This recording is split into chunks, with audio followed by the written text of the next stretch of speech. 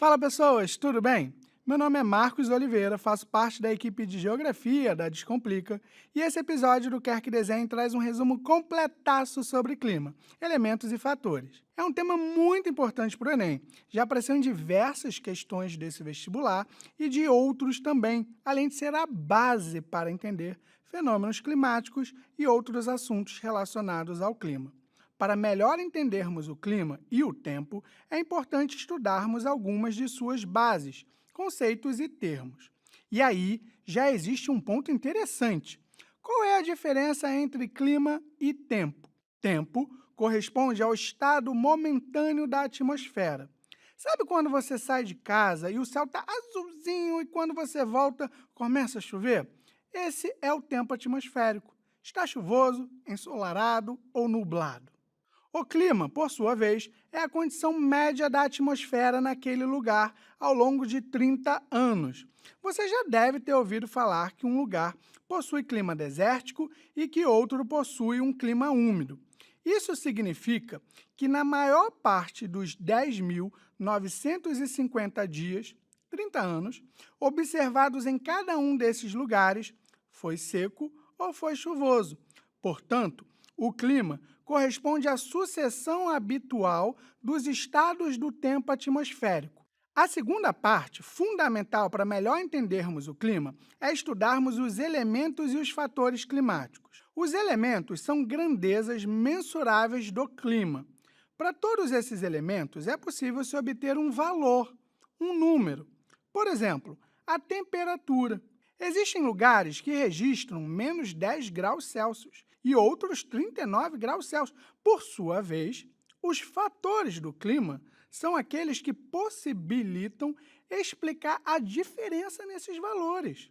Por que a minha cidade é mais quente que a outra? Por que o ar na minha cidade é tão seco? Por que neva naquele lugar e nunca na minha cidade? Essas diferenças serão explicadas pelos fatores. Agora que já temos as bases para entendermos essas diferenças, vamos nos aprofundar? Os elementos são essas grandezas mensuráveis. Eles definem o tempo e caracterizam o clima de um lugar. São eles: radiação solar. Corresponde à quantidade de energia que aquece a superfície terrestre. Corresponde ao balanço energético do planeta, o quanto ele recebe de energia do Sol e o quanto ele perde. Existem regiões que recebem mais que outras. Temperatura. Em termos físicos, corresponde ao grau de agitação das moléculas. Isso ocorre por causa da radiação solar absorvida pela superfície e atmosfera. A atmosfera é responsável, inclusive, por conservar parte dessa agitação, o que diminui as variações de temperatura entre o dia e a noite. Umidade do ar pode ser dividida em duas, a umidade absoluta e a relativa.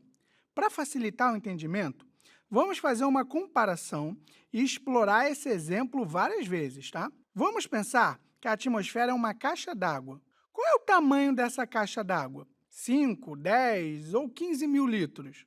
Não sei, eu preciso medir. Então, isso é a umidade absoluta, a massa de vapor d'água total presente na atmosfera. Isto é, o quanto essa caixa d'água consegue armazenar. Atenção! Essa capacidade de armazenar água muda ao longo do dia por causa da variação de temperatura. Quanto mais quente, maior é a capacidade dessa caixa d'água armazenar água. Se a temperatura diminui, a caixa diminui também. Aí entra a umidade relativa do ar, que seria o percentual preenchido da caixa d'água. Vamos imaginar uma caixa d'água de 10 mil litros, umidade absoluta. Se ela está preenchida com 8 mil litros, dizemos o quê? Que está 80% preenchida, que é o mesmo que dizer que a umidade relativa do ar é 80%. Perfeito? Show! Se essa caixa encher além dos 10 mil litros, ela vai transbordar, isto é, atingir o ponto de saturação e precipitar, no popular, o famoso "tá chovendo". Então, quanto mais próxima de 100% for a umidade relativa, maiores são as chances de chuva. Agora, é muito importante sua atenção. Lembra que eu falei que a temperatura influencia o tamanho dessa caixa? No final do dia, com a queda da temperatura, diminui o volume total de água que a caixa pode armazenar. Antes, eram 10.000 litros. Agora, a caixa só consegue armazenar 6.000. Lembra que nós já tínhamos 8.000 litros dentro dela? Assim, a umidade relativa ultrapassou os 100%. E esse excedente vai precipitar. No caso, vai chover. Precipitação ocorre por causa desse transbordamento que comentamos acima. A caixa encheu mais do que podia armazenar e, portanto, precipitou. Chuva, neve ou granizo são tipos de precipitação. Na região tropical, boa parte do Brasil está nessa região. A chuva é a precipitação mais estudada. Assim, é importante estudarmos os diferentes tipos de chuva. A chuva convectiva ocorre devido ao aquecimento da superfície e maior evaporação. O ar quente e úmido é menos denso e rapidamente ganha altitude, o que diminui sua temperatura. Lembra do exemplo acima? Diminui o tamanho da caixa d'água? E aí provoca, sabe o quê? A chuva convectiva. Ela é mais comum no final das tardes de verão. A chuva frontal ocorre quando uma massa de ar fria se choca com uma massa de ar quente. Essa diferença de temperatura entre as massas provoca a queda geral da temperatura e, portanto, temos, sabe o quê? Chuva. No Brasil, ocorre quando a massa de ar polar atlântica, que é fria, entra no território brasileiro. Essa passagem é mais comum no inverno. A chuva orográfica ocorre quando uma massa de ar úmida ganha altitude, diminuindo-se a temperatura. E aí ocorre a chuva. Viu como entender a importância da temperatura na capacidade da atmosfera em absorver a água é importante para entender essas chuvas? Velocidade e direção do vento. Esse elemento é bem simples. Qual é a velocidade e para onde o vento, massa de ar em movimento, está soprando? Pressão atmosférica. Aqui é física e é bem tranquilo. Pressão é a força sobre a área. Pressão atmosférica é a força da atmosfera sobre uma área. Novamente, imagine que a atmosfera seja uma gigantesca caixa d'água. O fundo dessa caixa é a superfície terrestre, ao nível do mar, e o topo da caixa d'água é o topo de uma montanha. Por exemplo, onde terá maior pressão? No fundo da caixa, pois há um maior volume de água, atmosfera, exercendo pressão. Por isso, quanto maior for a altitude, mais próxima do topo, menor é a pressão. Por último, mas não menos importante, os fatores do clima. A combinação desses fatores é que ajuda a explicar as características do clima de cada lugar. Latitude corresponde à distância em graus de um ponto qualquer na superfície em relação ao paralelo principal, o Equador. Aqui é importante prestarmos atenção na quantidade de radiação solar, pois quanto mais próximo do Equador, mais intensa é a incidência dos raios solares e, portanto, maior será a temperatura. Logo, quanto mais distante do Equador, isto é, quanto maior for a latitude, menor será a temperatura. Isso explica a zona tropical será mais quente e a zona polar a mais fria. Altitude. A radiação solar é absorvida pela superfície terrestre e esquenta a atmosfera. Logo, quanto mais próximo da superfície, maior a temperatura. À medida que aumenta a altitude, mais distante da superfície terrestre, menor será a temperatura e também a pressão. A cada 1 quilômetro de altitude, a temperatura diminui, em média, 6,5 graus Celsius. Isso explica por que o topo das montanhas, geralmente, estão congelados, ou porque, no Brasil, a neve é comum em áreas de serra no sul do país. Massas de ar carregam as características dos locais em que nasceram. Massas de ar que nascem próximo do Equador, na zona tropical, são quentes. massas de ar que nascem nos polos, distantes do Equador, são frias. O deslocamento dessas massas de ar, geralmente, carregam suas características, que aos poucos vão se equilibrando com o meio pelo qual elas passam. Então, quando uma massa de ar fria se move para áreas mais próximas da zona tropical, observa-se uma queda de temperatura nessas regiões.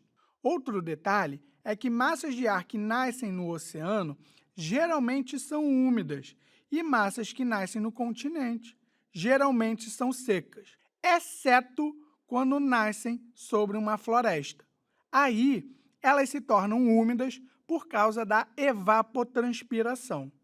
Continentalidade e maritimidade. De forma resumida, significa se os lugares são mais influenciados pelos mares ou pelos continentes. Mas como assim? Então, é necessário entender o poder do vapor d'água como regulador térmico. Áreas mais úmidas tendem a ter menor amplitude térmica, diferença entre máxima e mínima, enquanto áreas mais secas possuem maior amplitude térmica. E se você está próximo do mar, tende a ser mais úmido. Se está no meio do continente, tende a ser mais seco. De forma prática, é comum, em áreas no interior do continente, observarem-se maiores variações de temperatura. O dia pode ser quente e a noite muito fria. Áreas mais próximas do litoral ou de grandes corpos hídricos estão sujeitas a uma menor variação por causa da umidade presente no ar. Correntes marítimas seguem o mesmo princípio das massas de ar. As correntes que nascem próximo do Equador são quentes e as que nascem nos polos são frias. Devido a essa diferença de temperatura e também de salinidade entre os oceanos, elas funcionam como rios submersos, trocando temperatura e salinidade. Por isso, a circulação global das correntes marítimas é denominada circulação termoalina. Elas influenciam significativamente o litoral dos continentes. Correntes marítimas frias, quando passam próxima do litoral, tendem a provocar as precipitações sobre os oceanos, diminuindo a umidade que se desloca para os continentes. Assim, o litoral cortado por correntes frias tende a formar desertos ou áreas mais secas, como o deserto do Kalahari, no sul da África, e o deserto do Atacama, no Chile, influenciados, respectivamente, pelas correntes de Benguela e Humboldt. O litoral cortado por correntes quentes tende a ser mais úmido, uma vez que as águas quentes favorecem a evaporação e aumentam a umidade na região. Um exemplo da influência das correntes é a da corrente do Golfo, que, por ser capaz de chegar até o litoral ocidental da Europa, produz um inverno menos rigoroso se comparado com o interior do continente europeu. Relevo. As maiores formações de relevo podem ajudar na condução do vento ou funcionar como barreiras. Os paredões rochosos das montanhas e serras, viradas para o litoral, são mais úmidos que a vertente virada para o continente. Isso acontece porque, quando a massa de ar é empurrada morro acima, ganhando altitude, diminui-se a temperatura e ocorre a precipitação. Lembra da chuva orográfica? Do outro lado, significa que o ar começa a descer em direção à base da montanha. Com isso, ele perde altitude e ganha temperatura, o que reduz a possibilidade de precipitação. Existem também aquelas formações montanhosas tão altas que impedem quase que por total a passagem de ar úmido, provocando desertos do outro lado, como no caso do Himalaia, que forma o deserto de Gobi, na China. Vegetação. Tem uma grande capacidade de influência no seu entorno. Se você já fez uma trilha ou ficou embaixo de uma árvore em um dia muito quente, sabe o poder de uma sombra. A evapotranspiração, provocada pela vegetação, também ajuda e é capaz de fazer com que uma massa de ar continental se torne úmida, provocando inclusive chuvas. Quando você remove a vegetação, dando lugar a prédios e asfalto, é perceptível como a área no entorno se torna significativamente mais quente. E aí, Entendeu tudinho? Então, não se esqueça de baixar o mapa mental com todo esse conteúdo no link da descrição e consultar quando quiser. Se você ainda não é aluno da Descomplica, aproveita que na descrição também tem um link para assinar o Desco no precinho e poder continuar sua preparação e mandar benzão no Enem e vestibulares. Não deixa de dar um like no vídeo se você gostou, se inscrever no canal e ativar o sininho para receber as notificações toda vez que a gente publicar um conteúdo novo. Até o próximo vídeo!